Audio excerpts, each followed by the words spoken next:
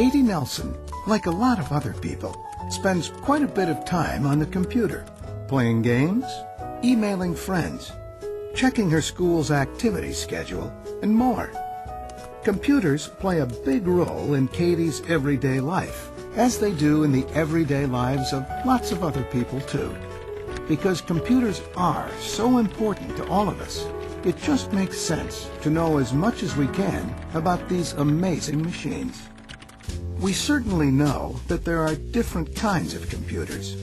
For example, desktops, laptops, and those giant computers, mainframes and supercomputers. Then there are those that we don't normally think of as computers, but really are. Cell phones, digital media players, and cameras, for instance. There are also many computers we don't normally see, but are all around us, in automobiles and airplanes, and the tiny computers that run many appliances in our homes. But what exactly is a computer, and what does it do? Well, for starters, a computer is a device, a machine, that manages and stores all kinds of information. That information includes numbers, words, music, and pictures. Most computers have different parts to do all that managing and storing. Mercer the cursor has volunteered to help us explain those parts. Say hello, Mercer. That's how cursors say hello.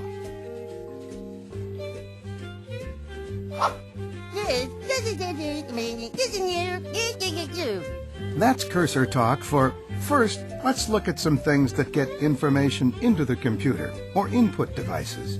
A mouse is one of them. That's right, Mercer. The mouse is what gives you your energy. It moves you all around and puts you in the proper place. Like this. Two other input devices include the microphone, which puts sounds into many computers, and the webcam, which is one way to put video into the computer. We use the keyboard to input letters, words, and numbers, and a scanner to get pictures inside.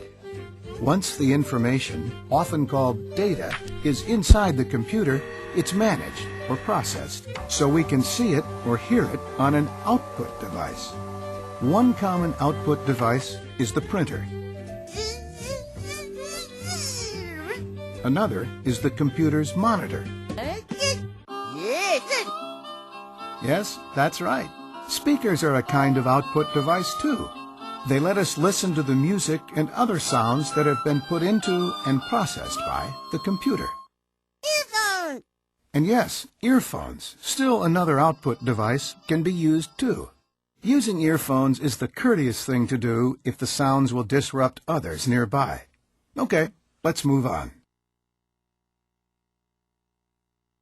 CPU. Yes, the CPU, or Central Processing Unit.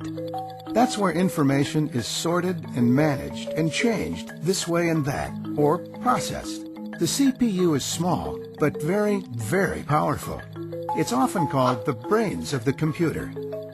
Our brain is where we think and remember things, where we have our memory. But a computer is different. Its memory isn't in the CPU.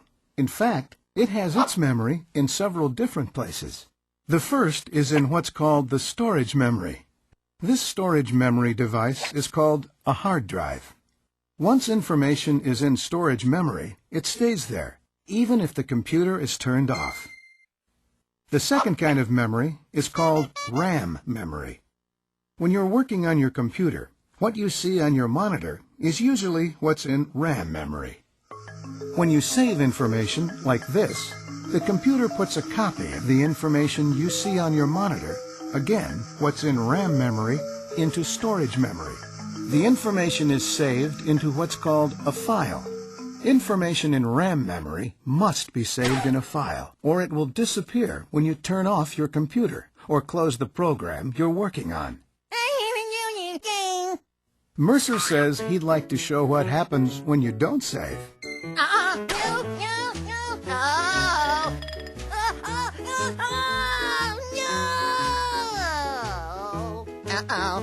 That's right, Mercer. You can look everywhere, but you won't find it because it's gone. So always save your file every few minutes and before closing a program or turning off your computer. Luckily, a little reminder pops up that tells you to save before you close the program, but not always. There are several other kinds of storage memory devices besides the one found inside your computer. CD-ROM disks are one kind, and small exterior flash drives are another. Disks are placed into the computer on trays, and exterior flash drives are plugged in. There are plug-in places called ports on every computer. They are where devices like exterior flash drives and various kinds of cables can be plugged in. Cables carry information from the computer to all kinds of devices, such as printers and monitors. Sometimes the information goes in the other direction. Information isn't always sent through cables. This device sends and receives invisible signals called infrared signals to and from this mouse, which, as you can see, has no noticeable connection to its computer. It works just like an ordinary mouse, but without a cable. Computers, then, have a lot of different parts. We haven't even mentioned all of them. With all these different parts, many of them very small and fragile looking, you might think that computers are easy to break. But if you treat your computer and its input and output devices well, they will work just fine for many years. So let's take a few minutes to discuss their proper care and protection. We'll start with the monitor. The first rule for monitor care is don't touch the screen.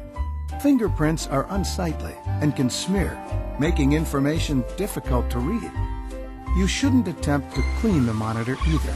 Some cleaning chemicals can damage the screen. You should handle the mouse gently.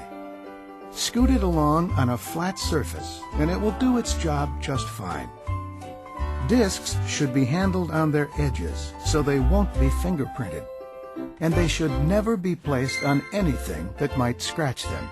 Scratches can cause discs to malfunction, that is, fail to operate properly. Whenever possible, put the disc in a plastic case or other container where it won't be scratched. Now, when you put the disc into the tray, slide it around gently to be sure that it's lying flat. If it isn't, the disc might jam when the tray drawer closes. And speaking of jamming, never jam or force a cable or any other device into a port.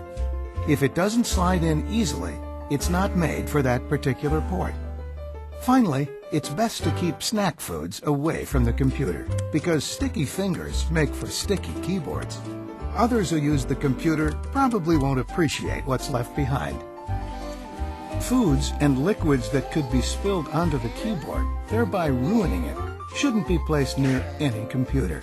Bye-bye. So take a hint from our friendly cursor. Thank you, Mercer. Again? Hardware. Yes, that's right. So far, we've been talking about what's called hardware, the computer and the things plugged into it. Now, we're going to talk about software, the programs that make it possible for your computer to do all kinds of things. The most important software program on your computer is its operating system. Most computers use the Windows operating systems. They, along with all other operating systems, do several things. First, they help the computer work with its input and output devices. Next, operating systems help other software programs work on the computer. We'll talk about them in a minute. Third, the operating system helps people organize and find programs on their computer and the files they've saved. Finally, the operating system displays the small pictures called icons that, when clicked, allow you to use the hardware, the operating system itself, and all the other programs on the computer. Those programs allow you to type a report for class, send an email to your grandparents, draw a picture, watch a movie or video, and lots more. All these programs often are called applications. You can start an application in several ways. Here's one. On the area of the monitor screen that sometimes has program icons on it, it's called the desktop, you can click or double-click the program you want to use. Another way to start an application is to click the Start button at the bottom left of the desktop. It normally looks like this or this. And if you've recently used the application you want to open or start, you'll find it on the left side of the menu that pops up. If it's not there, you'll have to click the All Programs button. When you do, a list of all the programs on your computer pops up. Once you find the program you want, you can click it, and the program will open. All application programs have a menu near the top, and sometimes icons below it that, when clicked, allow you to do certain things to the words, numbers, sounds, or pictures in the file you're working on. To learn more about them, you can click the Help menu.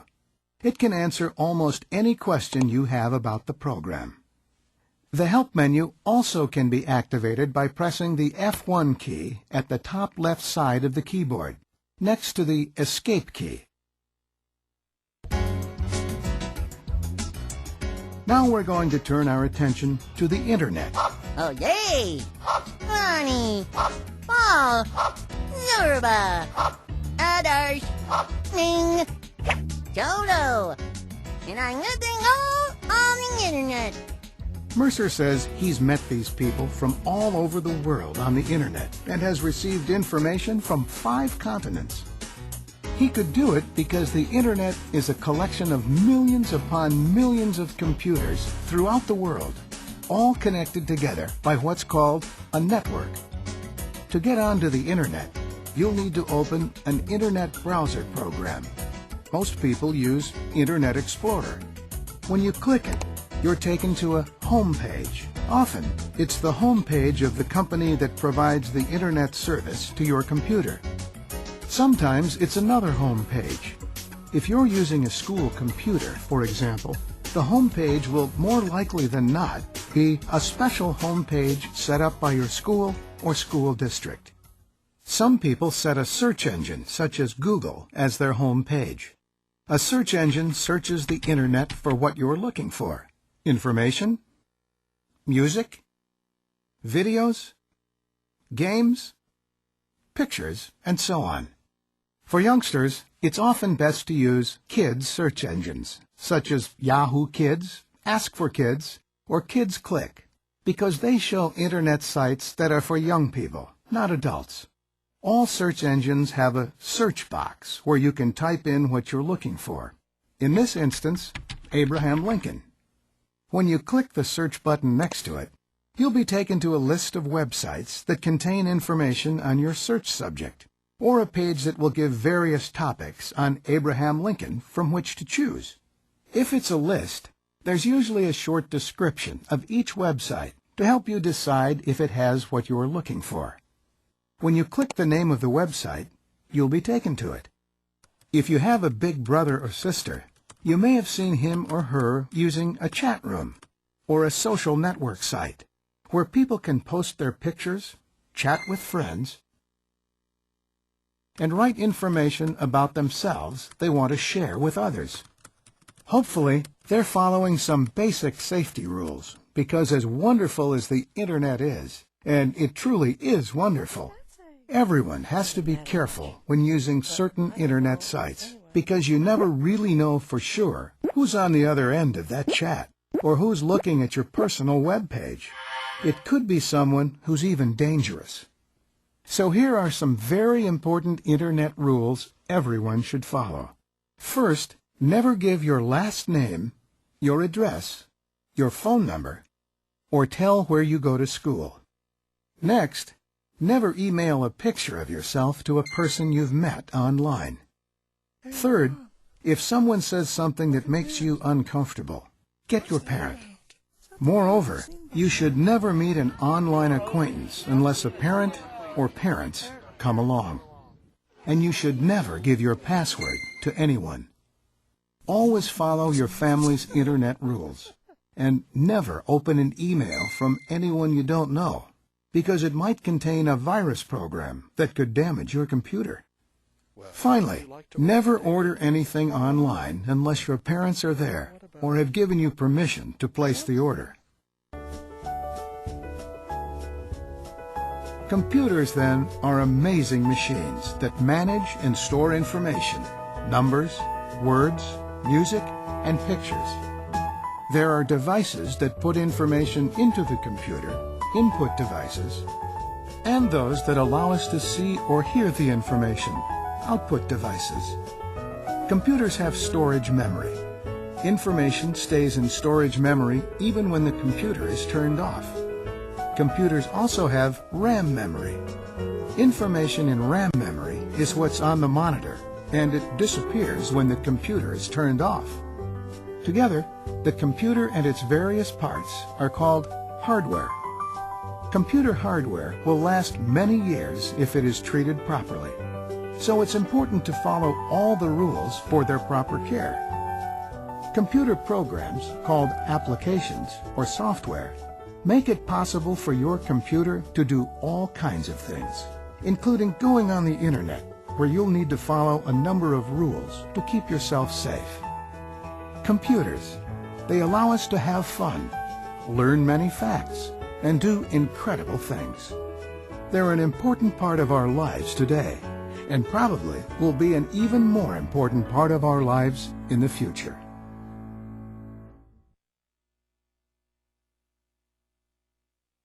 Which are not input devices? A. Mouse and webcam. B. Microphone and keyboard. C. Monitor and printer. True or false? The CPU is known as the brains of the computer.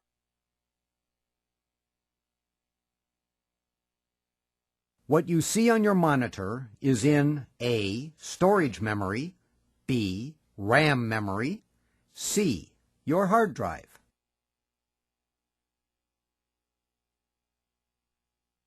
Fill in the blanks. People who take proper care of their computer don't the monitor screen and don't leave or near the keyboard.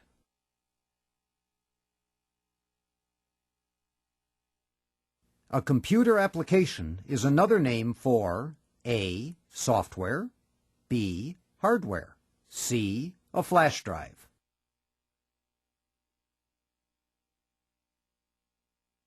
True or false? When you open an internet browser program, you're taken to a home page.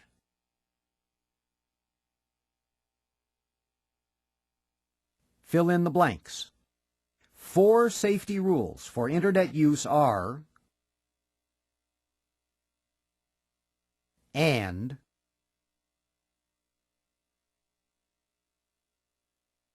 true or false?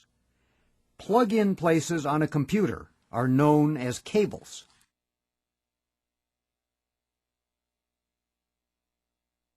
Fill in the blank. You should never open an email from a person you don't know because